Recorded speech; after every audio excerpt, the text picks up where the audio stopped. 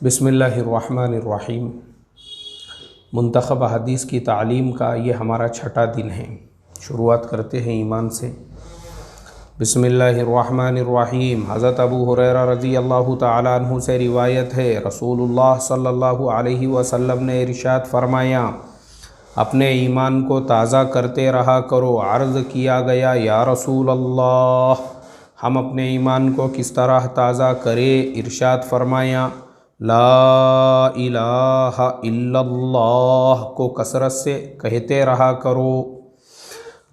हज़रत अबू हुरैरा रज़ी अल्लाह तआला अन्हु से रिवायत है, रसूलुल्लाह सल्लल्लाहु अलैहि वसल्लम ने इरशाद फरमाया, अपने ईमान को ताज़ा करते रहा करो। अर्ज़ किया गया, या रसूल अल्लाह सल्लल्लाहु अलैहि वसल्लम, हम अपने ईमान को किस तरह ताज़ा करें? इरशाद फरमाया, ला इलाहा इल्लल्लाह को कसरत से कहते रहा करो। ला इलाहा इल्लल्लाह ज़ुबान से भी बोलना है और दिल में भी उसका यकीन जमाना है कि बेशक अल्लाह के सिवा कोई नहीं। हज़रत जाबिर इब्न अब्दुल्लाह रज़ी अल्लाहु अन्हुमा फरमाते हैं, मैंने रसूलुल्लाह सल्लल्लाहु अलैहि वसल्लम को ये इरशाद फरमाते हुए सुना, तमाम अज़कार में सबसे अफजल ज़िक्र ला इलाहा इल्लल्लाह है और तमाम दुआओं में सबसे अफजल दुआ अल्हम्दुलिल्लाह है। हज़रत जाबिर इब्न अब्दुल्लाह रज़ी अल्लाहु अन्हुमा फरमाते हैं, मैंने रसूलुल्लाह सल्लल्लाहु अलैहि वसल्लम को ये इरशाद फरमाते हुए सुना, तमाम अज़कार में सबसे अफजल ज़िक्र ला इलाहा इल्लल्लाह है और तमाम दुआओं में सबसे अफजल दुआ अल्हम्दुलिल्लाह है। पता ये चला कि ये दोनों भी जो ज़िक्र है, एक तो ला इलाहा इल्लल्लाह और दूसरे अल्हम्दुलिल्लाह, इसको हमने कसरत से पढ़ते रहना चाहिए। कितनी बड़ी फ़जीलत है। देखो, सबसे अफजल यहाँ पे अफजल का जो लफ्ज़ है उसका मतलब समझो पहले। सबसे अफजल जो ज़िक्र है अल्लाह का, आपने ऐसे बहुत सारे वजीफ़े देखे होंगे। लोग बताते हैं ना, आजकल वजीफ़े तो होलसेल के भाव में मिलते हैं। ये वजीफ़ा पढ़ो, ये ऐसा करो, वैसा करो। लेकिन ये छोटे छोटे जो अज़कार है जो अल्लाह के नबी से साबित है, इसीलिए मैं हमेशा कहता हूँ, जो चीज़ हमारे नबी सल्लल्लाहु अलैहि वसल्लम हमको सिखा कर गए और जो ज़िक्र बता कर गए, दुनिया का बड़े से बड़ा पीर साहब, बुज़ुर्ग, अकाबिर और कोई भी रहने दो, तुर्रम खां साहब, वो भी अगर हमको कोई ज़िक्र बताता है, उसकी हमारे नज़दीक कोई हैसियत नहीं है। हमारे नज़दीक सबसे बड़ा ज़िक्र वो है जो हमारे नबी हज़रत मोहम्मद मुस्तफ़ा सल्लल्लाहु अलैहि वसल्लम हमको बता कर गए। और हमारे नबी ने हमको कौन सा ज़िक्र बतलाया? फरमाया, सबसे अफजल ज़िक्र ला इलाहा इल्लल्लाह और तमाम दुआओं में सबसे अफजल दुआ अल्हम्दुलिल्लाह। तमाम तारीफ़ें किसके लिए है? एक अल्लाह के लिए। अब हम पढ़ेंगे नमाज में से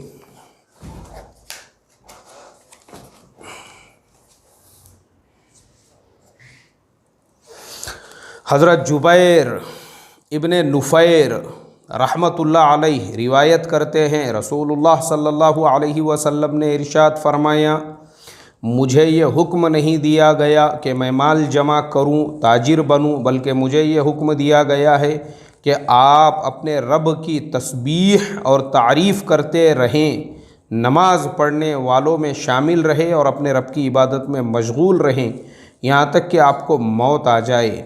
हज़रत जुबैर इब्ने नुफ़ैर रहमतुल्लाह अलैहि रिवायत करते हैं, रसूलुल्लाह सल्लल्लाहु अलैहि वसल्लम ने इरशाद फरमाया, मुझे यह हुक्म नहीं दिया गया कि मैं माल जमा करूं और ताजिर बनूं, बल्कि मुझे यह हुक्म दिया गया कि आप अपने रब की तस्बीह और तारीफ़ करते रहे, नमाज़ पढ़ने वालों में शामिल रहे और अपने रब की इबादत में मशगूल रहें, यहाँ तक कि आपको मौत आ जाए।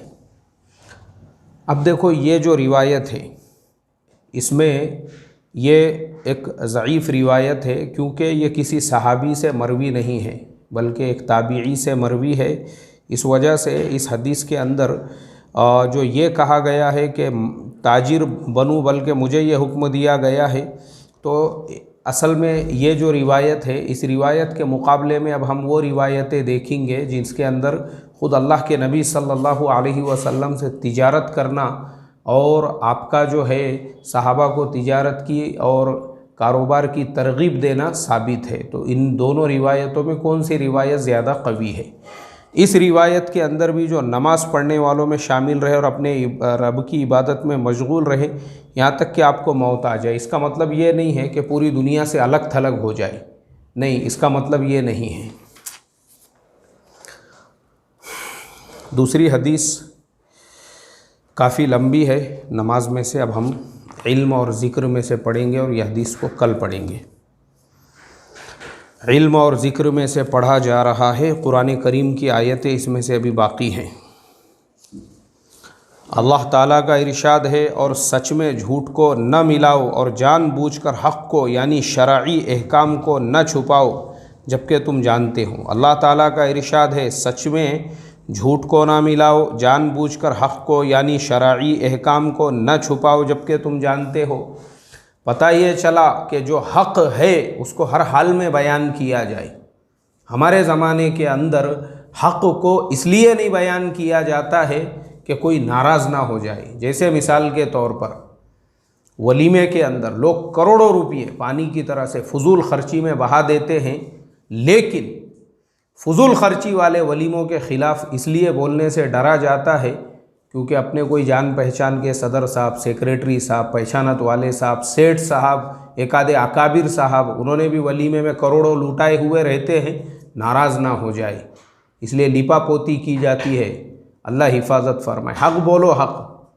نکاح کے اندر اگر فضول خرچی کرنے والا وقت کا قطب بھی ہے اپنے بہن بیٹی کے، تو جو حق ہے آپ اس کو وہ بتاؤ، یہ نہیں ہے کہ آپ اس کی مروت کے اندر حق کو بولنے سے گریز کر رہے ہو۔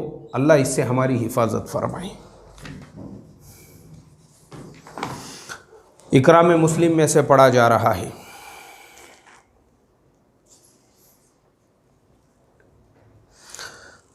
حضرت جابر ابن عبداللہ رضی اللہ تعالی عنہما روایت کرتے ہیں، رسول اللہ صلی اللہ علیہ وسلم نے ارشاد فرمایا، غریب نادار مسلمان مالدار مسلمانوں سے 40 سال پہلے جنت میں داخل ہوں گے۔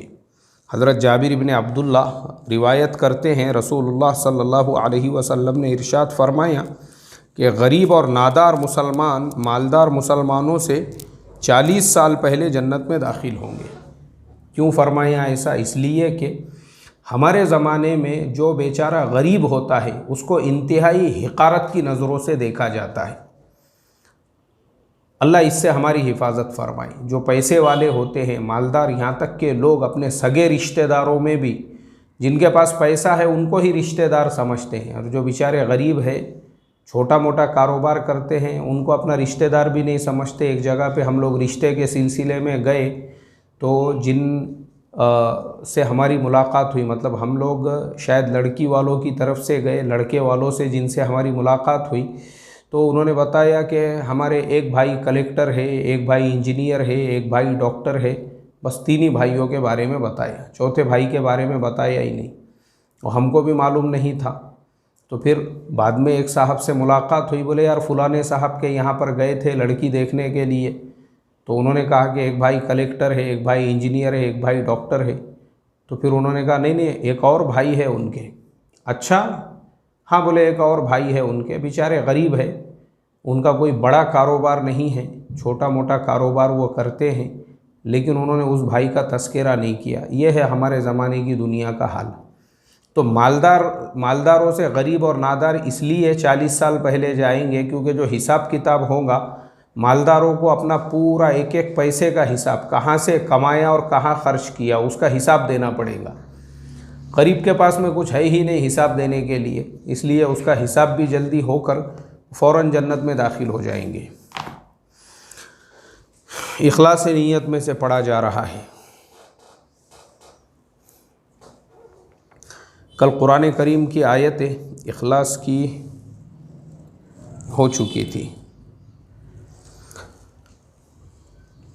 حضرت عمر ابن خطاب رضی اللہ تعالیٰ عنہ فرماتے ہیں میں نے رسول اللہ صلی اللہ علیہ وسلم کو یہ ارشاد فرماتے ہوئے سنا، سارے اعمال کا دار و مدار نیت ہی پر ہے اور آدمی کو وہی ملے گا جس کی اس نے نیت کی ہوگی، لہٰذا جس شخص نے اللہ تعالیٰ اور اس کے رسول صلی اللہ علیہ وسلم کے لیے ہجرت کی، یعنی اللہ تعالیٰ اور اس کے رسول کی خوشنودی کے سوا اس کی ہجرت کی کوئی اور وجہ نہ تھی، تو اس کی ہجرت اللہ تعالیٰ اور اس کے رسول ہی کے لیے ہوں گی، یعنی اس کو اس ہجرت کا ثواب ملے گا۔ اور جس شخص نے کسی دنیاوی غرض یا کسی عورت سے نکاح کرنے کے لیے ہجرت کی تو اس کی ہجرت اللہ تعالیٰ اور اس کے رسول کے لیے نہ ہوں گی، بلکہ جس دوسری غرض اور نیت سے اس نے ہجرت کی ہے اللہ کے نزدیک بھی اس کی ہجرت اسی غرض کے لیے سمجھی جائے گی۔ یہ حدیث اصل میں ہجرت کے بارے میں ہے۔ جو لوگ ہجرت کرتے تھے اللہ کے نبی صلی اللہ علیہ وسلم کے زمانے میں مکہ سے مدینہ کے لیے، ان میں کچھ لوگ وہ بھی ہوتے تھے جو تجارت کی غرض سے کسی اور غرض سے بھی ہجرت کیا کرتے تھے، تو اللہ کے نبی صلی اللہ علیہ وسلم نے ارشاد فرمایا، یہ بخاری شریف کی پہلی حدیث ہے۔ اس حدیث کے اندر اللہ کے نبی نے کیا فرمایا، اور حضرت عمر رضی اللہ تعالیٰ عنہ اس کے راوی ہے کہ اللہ کے نبی نے ارشاد فرمایا سارے اعمال کا دار و مدار نیت پر ہے۔ جو بھی عمل آپ کر رہے ہو اس کا دار و مدار کائے پر ہے؟ نیت پر ہے، اور آدمی کو وہی ملے گا جس کی اس نے نیت کی، لہٰذا جس نے اللہ اور اس کے رسول کے لیے ہجرت کی تو اس کے ہجرت کی اور کوئی دنیاوی وجہ نہ تھی تو اس کی ہجرت اور اللہ اور اس کے رسول کے لیے ہوگی اور اس کو ہجرت کا ثواب ملے گا، اور جس نے کسی دنیاوی غرض یا کسی عورت سے نکاح کے لیے ہجرت کی تو اس کی ہجرت اللہ اور اس کے رسول کے لیے نہ ہوں گی، جس دوسری غرض اور نیت سے اس نے ہجرت کی ہے اللہ کے نزدیک بھی اس کی ہجرت اسی غرض کے لیے سمجھی جائے گی۔ تو اس لیے محترم دوستو، نیتوں کو درست رکھنا بہت ضروری ہے۔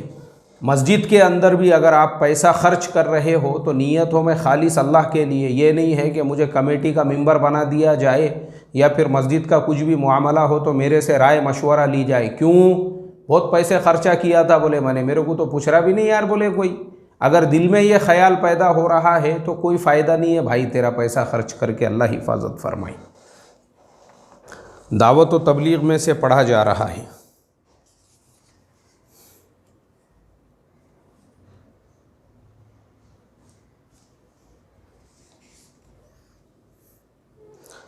اللہ تعالیٰ نے اپنے رسول صلی اللہ علیہ وسلم سے ارشاد فرمایا، اے کپڑا اوڑھنے والے اپنی جگہ سے اٹھیے اور ڈرائیے اپنے رب کی بڑائیاں بیان کیجیے۔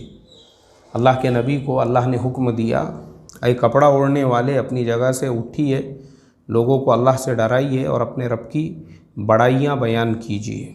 رسول اللہ صلی اللہ علیہ وسلم سے پھر ایک جگہ خطاب کیا، شاید آپ ان کے ایمان نہ لانے پر غم کھاتے کھاتے اپنی جان دے دیں گے، شاید آپ ان کے ایمان نہ لانے پر غم کھاتے کھاتے اپنی جان دے دیں گے۔ مطلب یہ ہے کہ اللہ کے نبی صلی اللہ علیہ وسلم کے دل میں امت کا جو درد تھا، جو غم تھا، جو کڑھن تھی، اور ایک ایک فرد کے ایمان میں داخل ہونے کے لیے اس کے گھر پر جو 70 مرتبہ جاتے تھے اور جو تکلیفیں برداشت کرتے تھے، روتے تھے، اللہ سے گڑ گڑاتے تھے اور ہر ایک کے لیے دعا مانگتے تھے کہ اس کو ہدایت دے دے اور اس کو ایمان میں داخل فرما دے، تو خود اللہ کو کہنا پڑا شاید آپ ان کے ایمان نہ لانے پر غم کھاتے کھاتے اپنی جان دے دیں گے۔ اور ہمارا حال یہ ہے کہ جس کے دروازے پہ کبھی ہم دعوت لے کر نہیں گئے، ہم نے زبردستی اس کو فتنہ بنا دیا، اس کو دشمن بنا دیا، اس کے بارے میں ہم نے یہ تو اپنا مخالف ہے، بولے اس کے گھر پہ کیوں جانے کا۔ کئی دروازے ایسے ہوتے ہیں جن کو ہم چھوڑ دیتے ہیں صرف اور صرف غلط فہمیوں کی وجہ سے، کبھی ہم ملے ہی نہیں، کبھی ہم نے ان کو دعوت ہی نہیں دی۔ یہ ہے ہماری نفسیات، اللہ حفاظت فرمائے۔ پرہیز کے طور پہ لایانی باتوں سے بچنا اس میں سے پڑھا جا رہا ہے۔ اللہ تعالیٰ کا ارشاد ہے، مسلمانوں اگر کوئی شریر تمہارے پاس کوئی خبر لے کر آئے جس میں کسی کی شکایت ہو تو اس خبر کی خوب چھان بین کر لیا کرو، کہیں ایسا نہ ہو کہ تم اس کی بات پر اعتماد کر کے کسی قوم کو نادانی سے کوئی نقصان پہنچا دو، پھر تمہیں اپنے کیے پر پچھتانا پڑے۔ اللہ تعالیٰ کا ارشاد ہے، مسلمانوں اگر کوئی شریر تمہارے پاس کوئی خبر لے کر آئے جس میں کسی کی شکایت ہو تو اس کی خبر کی پہلے اچھی طرح تحقیق کر لیا کرو۔ ہوتا ہے نا، لوگ آ کر کسی تھرڈ پارٹی کے کسی فرد کے بارے میں برائیاں بیان کرتے ہیں جو ہم نے نہیں دیکھے، اور وہ اپنے کو سناتے ہیں نمک مرچ لگا کے، معلوم ہے کیا بولے، معلوم ہے وہ فلانے نے ایسا کیا، وہ فلانے نے ویسا کیا۔